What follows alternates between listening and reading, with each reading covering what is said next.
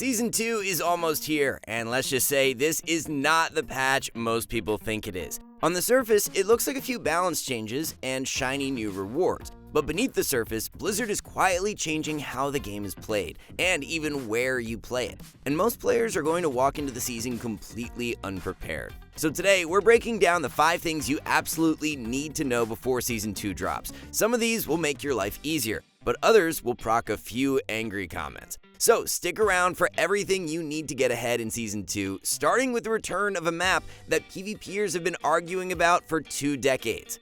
Blade's Edge Arena is officially coming back to PvP.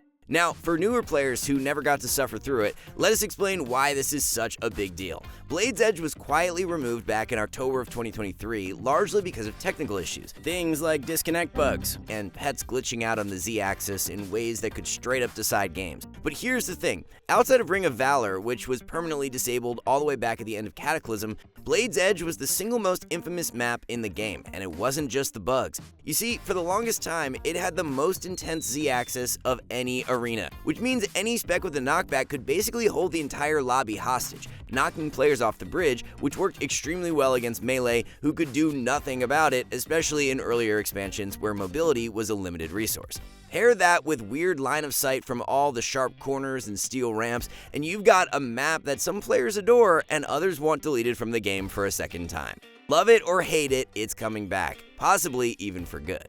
The second thing you need to know about the patch is actually one of the best changes for the health of the game in a long time. Blizzard is expanding the training grounds to now include 3v3 Arena, where you can practice against bots. And these aren't just target dummies standing still. These bots actually have decent mechanics. They'll interrupt you, they'll use crowd control, but they do very little damage. And here's why that matters. It means for the first time, you can practice your setups, test your openers, and just get comfortable in Arena without the crippling queue anxiety of tanking your rating in front of real people. For beginners, re-rollers, or anyone coming back after a break, this is huge. It's a safe space to shake off some rust before actually queuing ranked games. But we do have to be honest with you, bots can only take you so far. And that's the thing about practicing against bots. They can help with muscle memory, but they will never teach you the one thing that actually wins games. Knowledge. Because real PvP was never just about mechanics, it's about knowing exactly what to do and when. And with everything changing in Season 2, the knowledge gap between players is only getting bigger, which is exactly why skill capped exists. Whatever you decide to main this season, there's a course built for your class. We teach your openers, your bursts, and a playbook of advanced tips for winning the games you're not supposed to. And if you're not sure how to handle the new meta, we teach you every enemy buff and how to counter every melee caster and healer in the game. If you're grinding solo shuffle for those rewards, there's a dedicated course for melee casters and healers too. And with so much to track in 12.1, our #1 PvP UI installs every must-have add-on in a single click. All the cooldown and buff tracking you'll ever need without the clutter.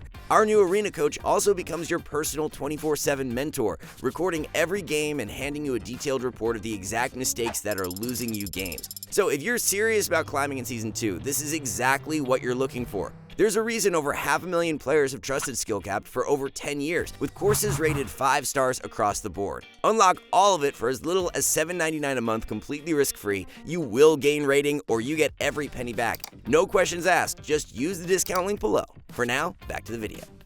Speaking of what's on your screen, our third change is a must-know for every serious player. The add-on and cooldown manager changes in 12.1. Quick backstory. Ever since Midnight launched, Blizzard has been at war with combat add-ons, initially taking aim at weak auras, which had literally defined competitive WoW for a decade. What's changed is that add-ons will once again be able to build custom buff and debuff alerts. You'll be able to place trackers anywhere on your screen, sort your buffs to one side and debuffs to the other, or blow up that one cooldown so it's impossible to miss. Here's why that actually matters. Right now, the base cooldown manager can't track a bunch of important stuff, like your PvP talents or your trinket. After this, you'll finally be able to track things like reverse magic, your racials, your trinket, and so on. Blizzard has even updated the ping system, allowing you to ping your trinket, your ice block, even your health and mana, so your team knows what's actually going on in solo shuffle. There are still some big limitations for add-ons though. You can only visually track debuffs on your enemies, and buffs on your allies. So your dots, your poly, your disarm on the enemy, trackable. Your teammates' power infusion, easy. But an enemy player's buffs, or the debuffs landing on you, still have some big limitations. The good news? You can now assign a custom audio alert to almost anything. So while your eyes won't see it, your ears will warn you. Just one of the many reasons we highly recommend playing with game sounds. Pre-cop, babe. The fourth change you need to know about is for all of you who hate the gearing process, because Season 2 is actually making things a little simpler. Tier sets will now inherit the secondary stats from your Conquest gear when you convert it using Catalyst. And that's a bigger deal than it sounds, because it means your tier pieces will finally have ideal stats instead of whatever random combination you got stuck with. No more having to worry about getting a piece with crit. Now, don't get us wrong, the tier set bonuses themselves are still nerfed in PvP with a 50% modifier, something Blizzard has done for multiple expansions at this point. But here's what it really means for you. BIS lists are basically always going to include 4 pieces of tier now, because you get the set bonus and ideal stats at the same time. There's no more trade-off dropping versatility, you just get your 4 set and you're good to go. Gearing for once is actually getting easier. And finally, our fifth change, or well, changes that could make Arena feel drastically different. First, player health pools are being globally buffed by a massive 25%.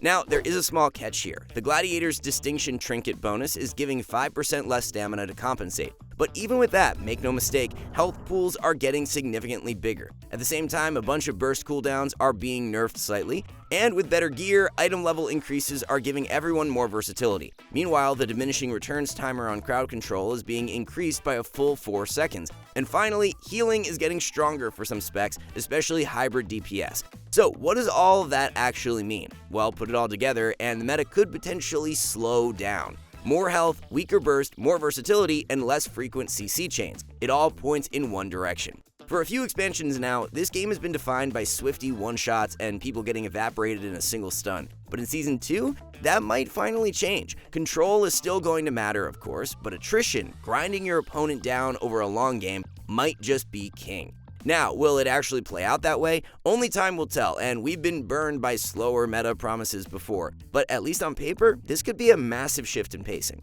And those are the 5 things you need to know before you jump into Season 2. Whether you're here for the return of Blade's Edge, the new bots to practice on, or a slower, grindier meta, there's a lot to be excited about. So let us know down in the comments which change you're most hyped for, and if we miss anything, please let us know. We're also rolling out brand new courses for Season 2, including fresh guides for every class, covering everything from your rotation to in-depth arena playbooks. And if you are hard stuck in solo shuffle, we have role-specific courses that teach you rank 1 level secrets that can carry even the worst partners. We've even got courses on positioning, cooldown trading, communication, and more. So if you want to get started, be sure to visit the exclusive discount link below. For now, we want to thank you all for watching. See you soon.